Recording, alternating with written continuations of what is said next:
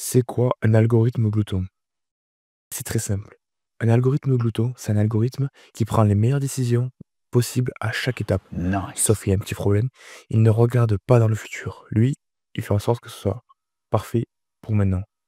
Mais c'est comme si tu prends une décision sans passer aux conséquences. Mais des fois, ça marche. Ça sert très bien. C'est un peu risqué, mais dans certaines situations, ça fonctionne super bien. Par exemple, dans les problèmes de rendement de monnaie, un algorithme glouton peut faire des merveilles. Comment ça fonctionne? À chaque étape, il choisit le meilleur choix possible. Une fois que c'est fait, c'est fait. Prenons un exemple simple pour mieux comprendre. Imaginez que vous êtes un marchand de monnaie, vous avez un client qui vous donne 63 euros et vous devez lui rendre la monnaie en utilisant les pièces suivantes: 50, 20 euros, 5, 2 et 1 euro. Alors qu'est-ce que ferait un algorithme glouton ici? Il prend d'abord la plus grosse pièce qu'il peut, 50, ensuite il prend 10, puis 2 et enfin 1, et voilà. Mais attention, parfois, ce n'est pas le meilleur choix. Ça dépend des pièces qu'on a à disposition. Le petit problème avec les algorithmes gloutons, eh bien, c'est qu'ils ne cherchent pas à voir loin. Ils ne réfléchissent pas aux solutions optimales globales. Alors, c'est quand qu'on utilise ces algorithmes? Eh bien, pour des problèmes simples, où on sait que le meilleur choix local nous mène à une solution optimale. Par exemple, dans le problème du sac à dos. Mais ça, on verra dans une autre vidéo. Dans cette vidéo, je vais juste vous montrer comment faire un algorithme glouton simple de rendu monnaie. Allez, c'est parti. Alors, pour commencer cet algorithme, déjà, on va définir le nom de notre fonction. Donc, def rendu monnaie qui prend en paramètre somme à rendre. On n'oublie pas les deux petits points. On va créer une liste. Donc, cette liste contiendra les pièces disponibles, supposées indéfiniment. Donc, système égale entre crochets 5, 2 et 1.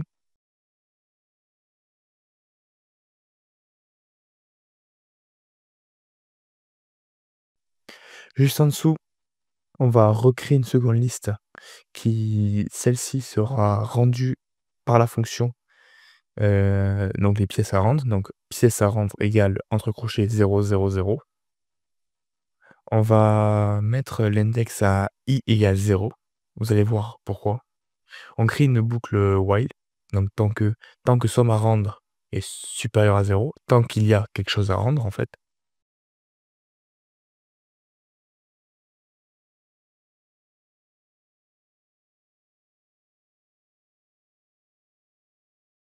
Donc, si système de i, donc c'est là où apparaît le i vaut 0. Donc, système de i, c'est 5, parce que dans une liste, l'indice i, donc l'indice de 0, c'est le premier terme de la liste.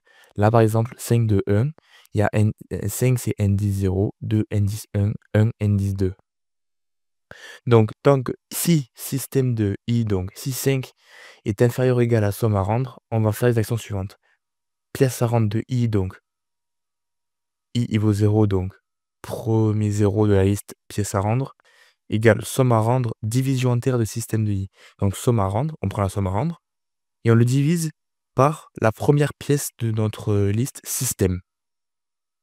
Donc, par exemple, c'est 15 à rendre, on divise somme à rendre par donc 15 divisé par 5. Donc, on aura pièce à rendre de i 3.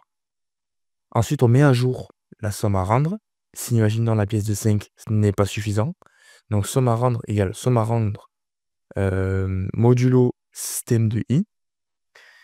Et vu que, par exemple, si c'est 15 modulo 5, ça fera 0. Et ensuite, on sort de la boucle if et on met i égale i plus 1 pour passer au second terme de la liste, donc le terme d'indice 1.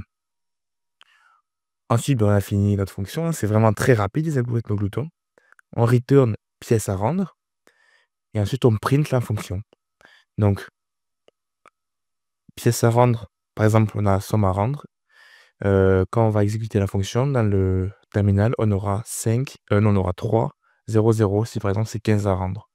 Si c'est 16, on aura 3, 0, 1. Et voilà, c'est ultra simple.